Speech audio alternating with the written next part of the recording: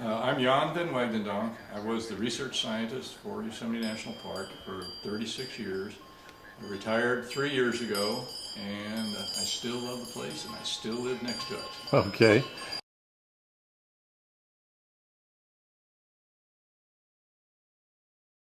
Part of the fun of looking at this thing from the historical standpoint is just seeing that people were wrestling with these kinds of things from early on. I think Stephen Mather considered a golf course in Yosemite at one point, and Well, we have a golf course in Yosemite. no, in the valley. Not in the valley. We had a pitch and putt course in the valley. You do or don't? No, we don't anymore. Okay, yeah. But you saw the golf course out of Wawona.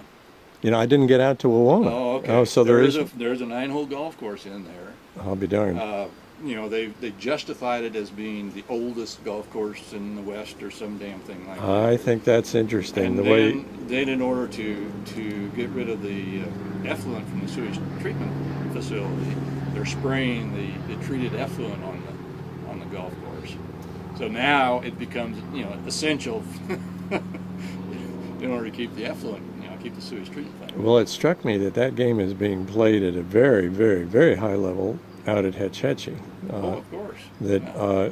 the various kind of the narrative as you walk over the dam about the ecological benefits, that it's renewable energy, that all of this pure water and the various things Well, like pure water, but that the pureness of the water allows the city and county of San Francisco to not build a filtration plant. yes, yeah, yeah. I mean, there are lots of people, lots of communities don't have that pure water, and they have filtration plants. Well, it is ironic that I think we think of San Francisco, at least from the outside, as sort of the kind of liberal, ecological, environmentally conscious place, and yet they're the ones that got this dam built in a national park. Yeah, well, there is a movement to restore Hetch Hetchy though. So Tell me about that. it's Is that starting to get some traction, I think. really?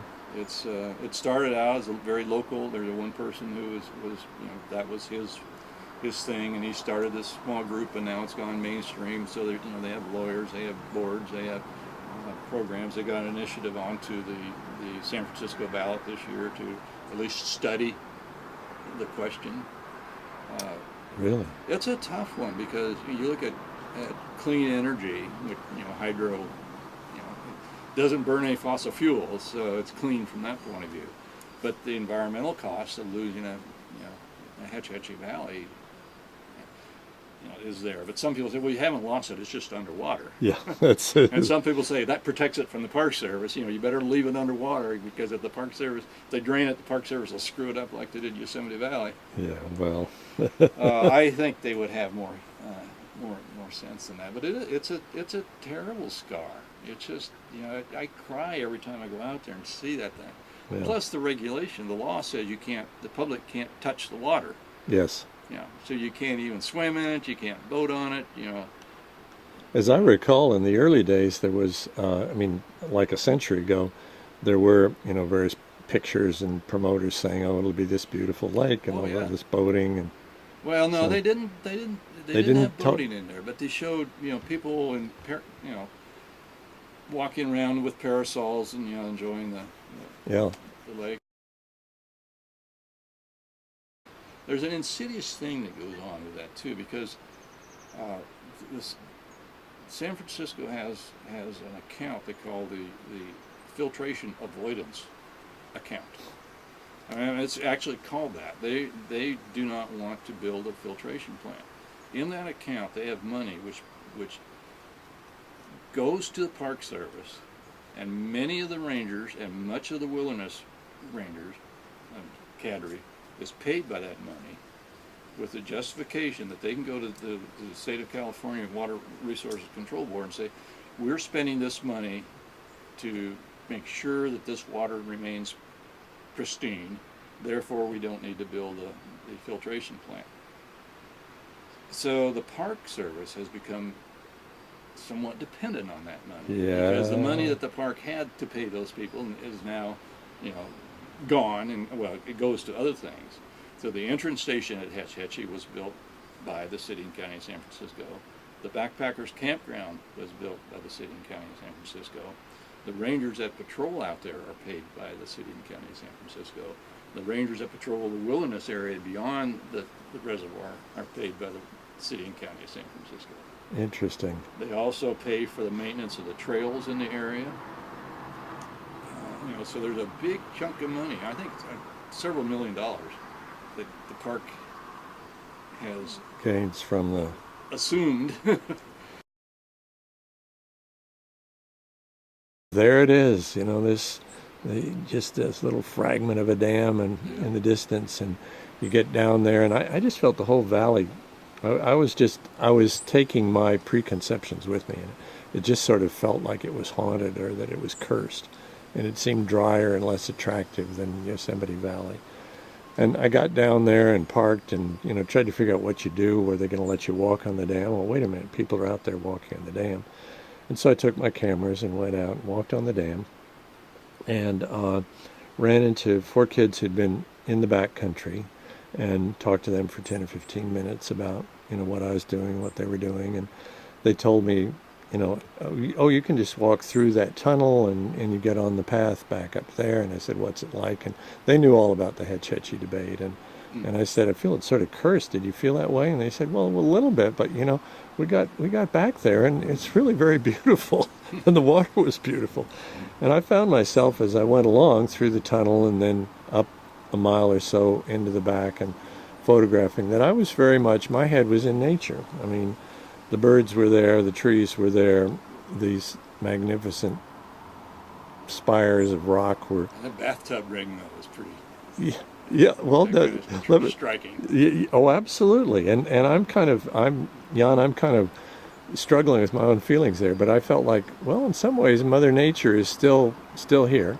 And then as a historian, I thought, this is a hell of an interesting piece of history. 100 years ago, the way they were fighting over this and how it developed, that it itself is an amazing historical site. And then I also ended up feeling like, well, it's great that because of this, we have the thing that can be held up again and again. We don't want another Hetch Hetchy. So I won't say I'm a convert.